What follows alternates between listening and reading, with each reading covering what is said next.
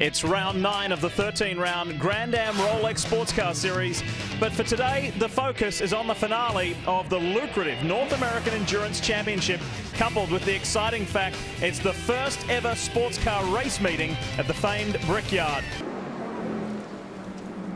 Back racing for the first time here at the Indianapolis Motor Speedway, and contact there between the Wayne Taylor machine and also the Spirit of Daytona Corvette.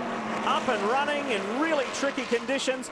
Boys, be careful. Yeah, there was some contact there. Garcia nearly got sideways in the bright blue Spirit of Daytona number 90. Now going side by side. Look at this. Rojas down to the inside. Look at the grip around the outside for Garcia. Oh, they touch. There's none. Garcia turns it around, gets into the side of Rojas, and then the two-car as well. Did we just say be careful, Dos? Yeah, well, that didn't last long, did it? Lost a lot of body parts in there. Most of that was aero bits, I think. The GT now. And Robin Liddell leads the way for Stevenson Motorsports. That's huge because Stevenson leads the North American Endurance Championship, and Robin himself is second in the Rolex Series points. This is a huge day for the Scotsman. Remember, we started under caution due to the weather. This, however, is an incident involving the 64 TRG Porsche with Eliseo Salazar behind the wheel. Former IndyCar driver. Drops two wheels off in the dirt and loses traction on that end of the race car. Locks it down, does everything right, but the gravel trap also did its job. In there. Oh, no! Oh, just clips it. Into the side of the pit wall. Oh, yeah, he's sideways. Look at that. That's how slippery it is, guys. That's why these guys have to come in and get these slick tires off. Just hoping this hit wasn't You can as see hard. it's just sideways right there. Look at that. Slaps the Slaps front it. end. Yeah. Oh, you can see, yeah, he broke the tie. Oh, yeah. Tie link, yeah. Let's show you what happened. Oh, this is the 64 again. Yeah, it's just like ice. If you're on slicks right now in these conditions, it is literally like an ice rink. Oh. Nothing you can do. No, that was way up in the straightaway in the brake zone. Now, this is what happened to that Rick Ware Racing Mustang. There goes the 64 TRG car. But just got no grip. I mean, he's trying to get the thing slowed down to turn. He's just got no grip on slick tires in these conditions. Ready, green, green, green. Green, green, green is the call. Watch that red car. Can that Gainscoat Corvette do anything? Look at Pruitt coming from behind in the 01. And on the inside goes Angelelli. This is good stuff, pushing his way through past Ryan Dial. Dial doesn't want to give it up, but Angelelli's got the inside line there, makes it stick. We see we're now back. Oh, the 51 was having a great day. It's got beach now. And that's full course caution. We'll stack everything back up again. Uncharacteristic mistake. Oh, that was big contact. That was worse than we thought. Van Moltke drove up over the top. Clipped by one of the Salins cars. The Salins car. And we've got a new leader in GT. It's Billy Johnson for Turner Motorsport. He's going door to door with Dane Cameron. This is for the lead of the class. This is the younger generation. Look at that. Billy Johnson really squeezing him. Dane will not like that. He's down on the inside as they get to that brake zone. But look at that Camaro coming across the bow. That's going to get tight. It gets the bigger radius because these two guys are messing each other up so bad. Don't forget about look at this. Move. Wow, this is Bourdais on Rojas. What amazing move. Rojas comes back at him. He's locked up. He's running wide. Can he keep it together? No, he's off the racetrack. The championship leader. Can he keep it going through that gravel trap? Come on, baby. Dig, keep going. He gets it. He got through, no caution.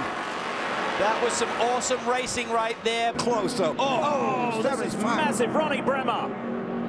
Ronnie Bremer. So that's both Stevenson cars have been crashed heavily today in the lead of the North American Endurance Championship in GT. Oh, right in front of him. No. This is going to be the reason for the crash. Oh, man.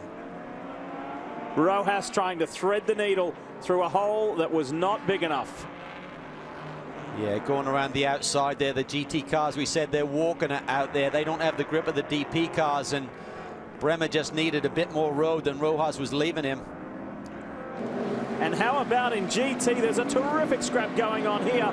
Magnus leads the way, the 44 car. Jonathan Bomarito's there, the 59 of Lee Keane, and the 88 of Jordan Taylor.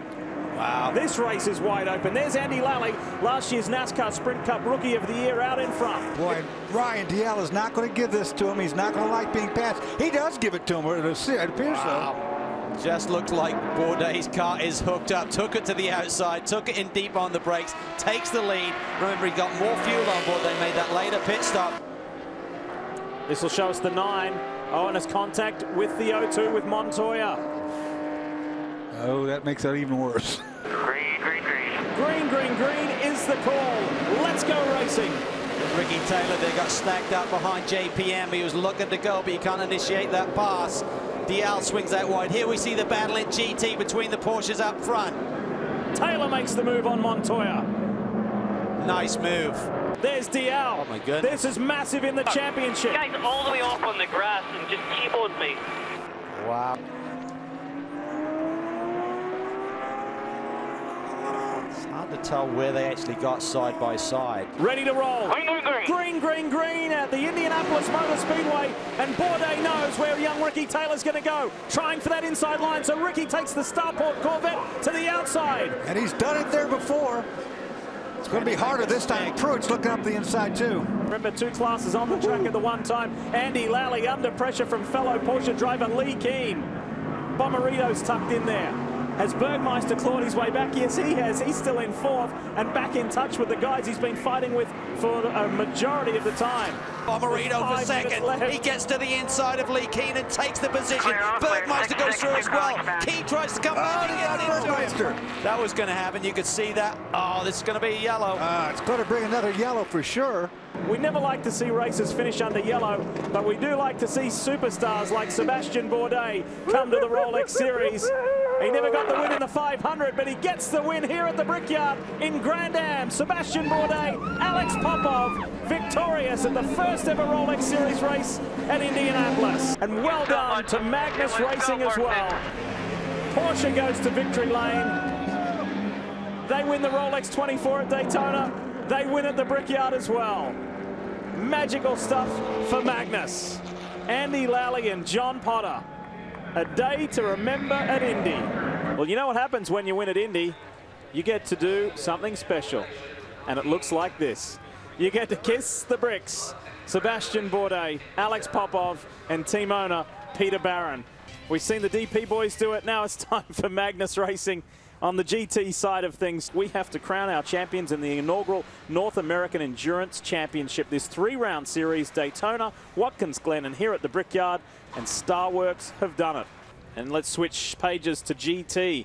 And as we said, it was a winner-take-all affair today with Starworks and with Magnus winning by 6 over Speed Source. Good consistency there, but spare a thought for Stevenson. They had a healthy lead coming into today, but it did not go their way with either car.